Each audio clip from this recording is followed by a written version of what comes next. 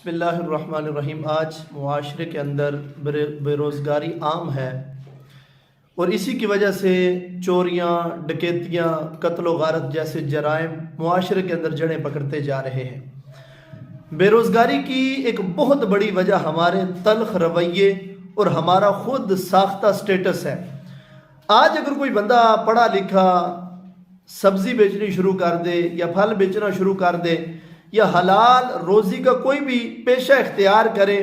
تو معاشرے والے اس کا جینا حرام کر دیتے ہیں کہ کیا فائدہ اتنا پڑھنے لکھنے کا کہ اگر ریڑھی ہی لگانی تھی، اگر پھل ہی بیچنا تھا، اگر سبزیاں ہی بیچنی تھی، اور وہ بھی بندہ خود ساختہ سٹیٹس پر لٹو ہو جاتا ہے کہ شاید میری عزت کے اندر حرف آ جائے گا، جبکہ اللہ کے حبیب صلی اللہ علیہ وسلم کی تعلیمات کیا ہے۔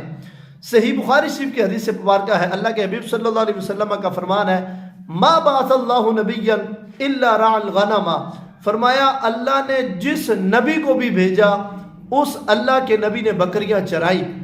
فقال اصحابہ، اللہ کے محبوب علیہ الصلوۃ والسلام کے جو غلام تھے وہ کہنے لگے، وانت یا رسول اللہ، یا رسول اللہ آپ بھی؟ محبوب علیہ السلام نے فرمایا نعم،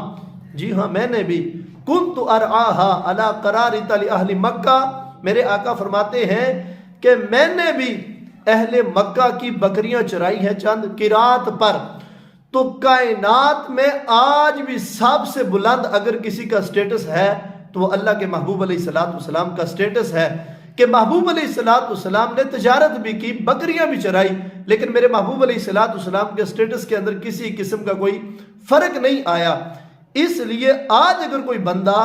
حلال ذرائع سے اپنے بیوی بچوں کا پیٹ پالنے کے لیے، حرام کے لقموں سے بچنے کے لیے کوئی بھی پیشہ اختیار کرتا ہے تو وہ اللہ اور اس کے رسول کے ہاں بڑی عزتوں والا ہے، اس لیے کہ میرے محبوب علیہ السلام نے ارشاد فرمایا القاسم حبیب اللہ، ہاتھ سے کمانے والا اللہ کا محبوب ہے، اور اس کے مقابلے میں کوئی جتنی بڑی مرضی سیٹ کے اوپر ہو، عہدے کے اوپر ہو، منصب کے اوپر ہو، اگر وہ رشوت کا پیسہ کماتا ہے، وہ سود کا معاملہ کرتا ہے، تو وہ اس محنت کرنے والے، مزدوری کرنے والے کے قدموں کے ساتھ جو لگنے والی خاک ہے اس کا بھی مقابلہ نہیں کر سکتا۔ اس لیے آج ہم نے معاشرے کے اندر یہ تلخ رویوں کی جو ہے وہ اس کو ختم کرنا ہے تاکہ ہمارا معاشرہ جنت کا گہوارہ بن سکے۔ اللہ ہمیں عمل کی توفیق عطا فرمائے۔